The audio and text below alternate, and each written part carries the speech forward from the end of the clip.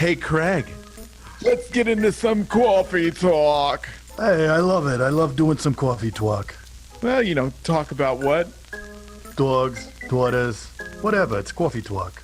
Coffee talk. Hey, Craig, this year I got some crazy growth goals for my agency, and actually I've been talking to a few other agents. They got some crazy growth goals. So can you tell me a little bit about what you're doing that's just crushing it in your agency right now? Yeah, well, we're doing a lot of internet data leads through a company called EverQuote, and they're actually one of our sponsors. Ooh. Yeah. So can you tell me a little bit about that? Yeah, part of the Accelerated Growth Program, which includes having your own consultant that's going to go over your results, and it's positioned to make those leads cost less so that you have lower acquisition costs. It makes it totally doable. Awesome. And so what has been your favorite parts about it so far?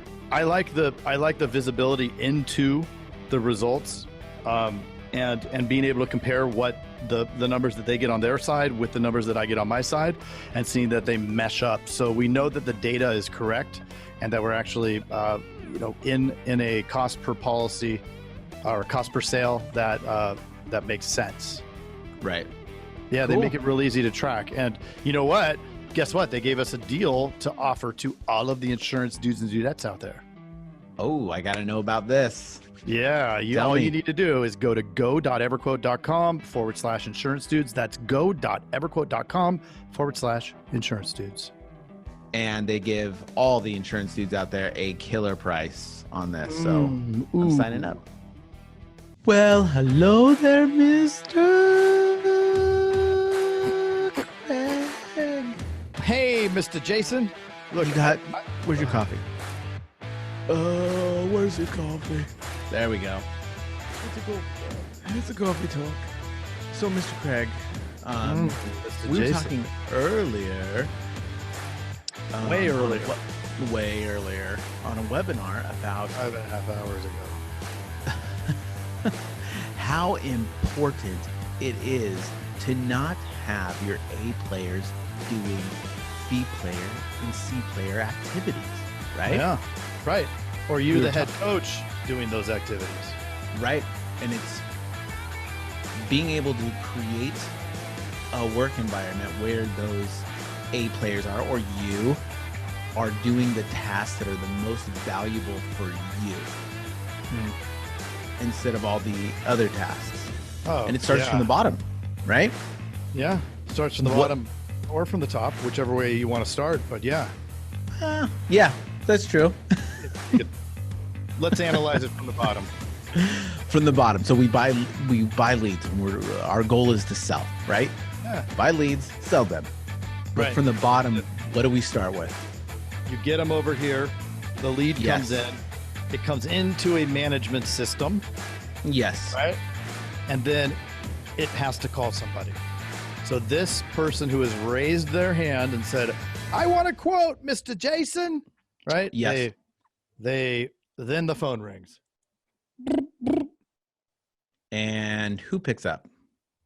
Well, on the first line, this could go either way. Right. And I've done it both ways. You've also done it both ways, I believe, which is either a telemarketer or a producer picks it up on that first contact. Right. But how many calls does it take to actually get someone to answer that phone? I could look at real-time statistics. You want to know? Sure. Okay. And I know it's not It's that much. 8 to 15%.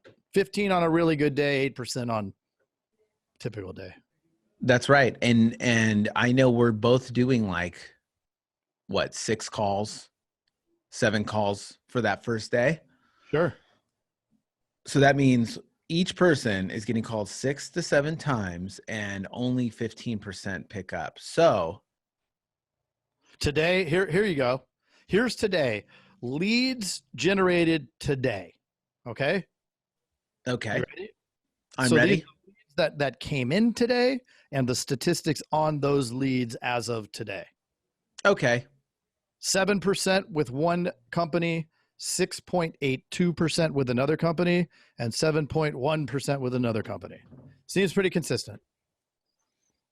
Those are your contacts? That's my contacts. I got 12% for day one so far. Man, what did you do over there, Mr. Jason? I don't know. Well, I don't know. But the point is this, What is that's that? a lot of dials, man. Lots. So do you think like the barrier to entry to become an agent, I mean, you got to take a test. You have to Well, first you have get to to know all the systems. You have to make it through your hiring funnel. Let's go, but let's take it back a second, right? You have to be one.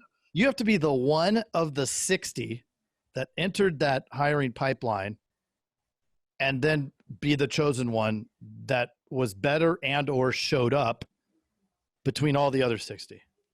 Right, which Craig's referring to our 60-21 hiring process, where it takes 60 people to book an appointment to actually get 20 people to come in, and then usually 1 out of 20 we hire. There you go. Which is, I mean, that's a lot, man. Yeah. And then you train them. They learn. They take the test. You train them and all this stuff. The easiest way to lose someone is having them do 400 to 600 dials a day. We've All done day, it every day. Yeah. It's just too much. I mean, I think it's too much. It is. I mean, and you know what shows that it's too much? If you can get somebody that'll do it for much, much less and doesn't have the same barriers to entry in order to do this, then why would you waste an asset and depreciate that asset by making them do something they absolutely don't want to do instead of the thing that they should be doing? Yep. Right? Yeah. So that's where the telemarketers come in, and that helps subdivide tasks by skill level. And then those telemarketers could always become agents if you want, but you got to have somebody on the front lines. Then the agent, maybe you get granular and you have like your 8 closers and you have them taking on certain leads or something like that. But we have it as simple as, telemarketer, agent, to keep those agents around, make them happy. I remember in the olden days, 6 months ago, when I'd look at the number of dials that the agents, and when I say agents, I mean the producers. Some worlds they call it LSPs, other worlds they call it producers, other worlds reps, whatever. But your reps' best use of their time is what, Mr. Jason? The agents? Well, closing, talking to people. They just need to be talking to people. Right. If they're not talking to people and they're just pressing a button and dialing numbers, it's an extreme waste of talent. Right. Yeah. So we got to keep them talking. You don't have your all-star running back on the punt return team. Right. That's a football reference, Mr. Jason. Oh, okay. Yeah, gotcha. It wasn't skateboarding. I'm sorry. I thought you meant like a pint, like at the. Oh boy, what are you?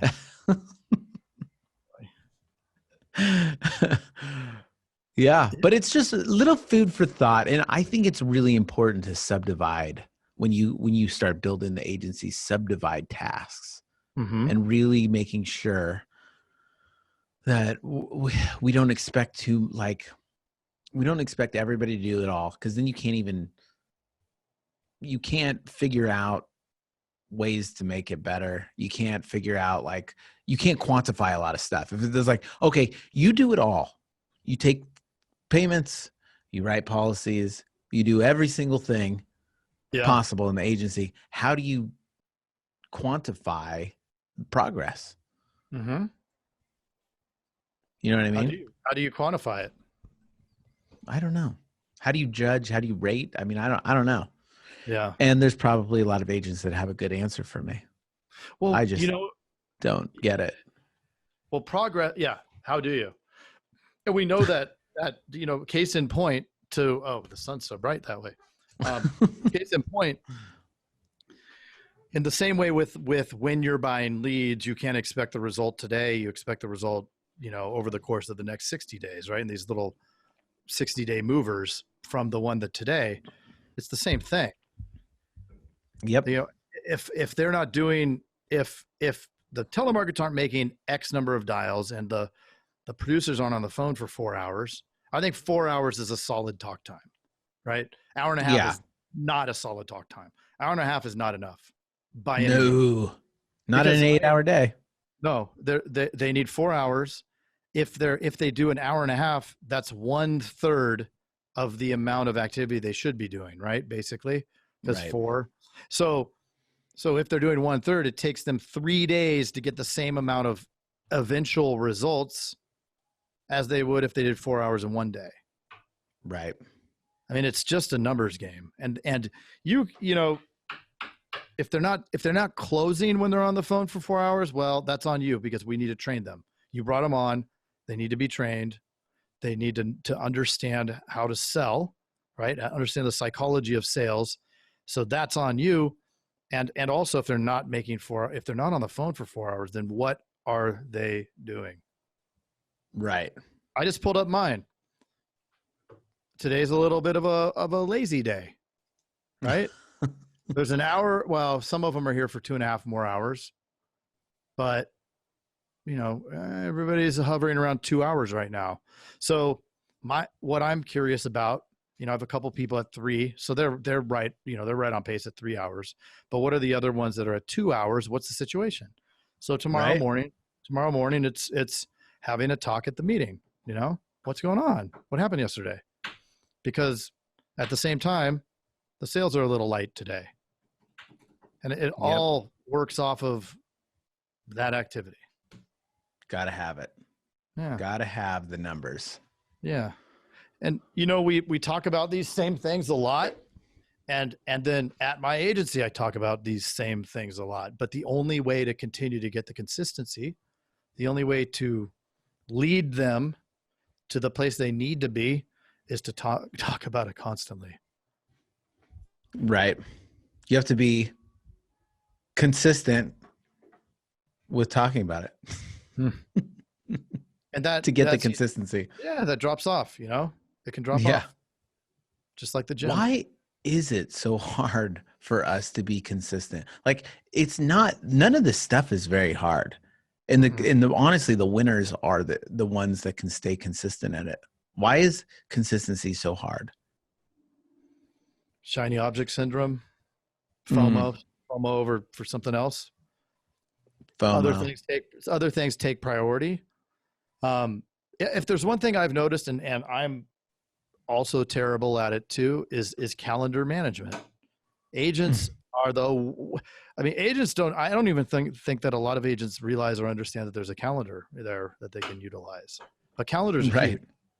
Huge. If I don't put it on the calendar, I'm freaking lost. And then sometimes I don't look at it, and then you're lost. Yeah, then totally lost. I'm like, what was I supposed to do? Oh yeah, look at the calendar. I need to set up an event for looking at the calendar. Or a reminder. But it's little things, right? If you don't get used to it, or if you don't create the habit, then you're not going to do it.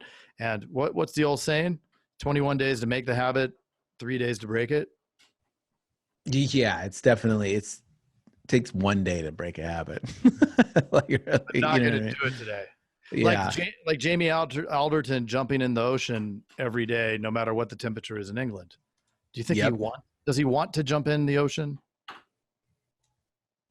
No, he said that he hates it. He hates it. But he sets himself up for success because he knows if he doesn't do it, he won't do it. Right. The moment he doesn't jump in it, the streak is over. It's done. Right. Yep. Like you or I, if we go to the bar and we do a shot of tequila, it's over. Sobriety has just now ended. Right. And so you have to keep that habit. You have to be intentional about the things that you're doing in order to foster it. I don't know. Totally. No, it's true. And it's funny what's working for me, like one area is I'm trying to get my back better. Cause again, when you you're focused on one thing and it's so easy to let other things go. Last year I let my back go because I have old injuries from the old bartending days. But, Moving kegs. Yeah. And then last year I built some cubicles.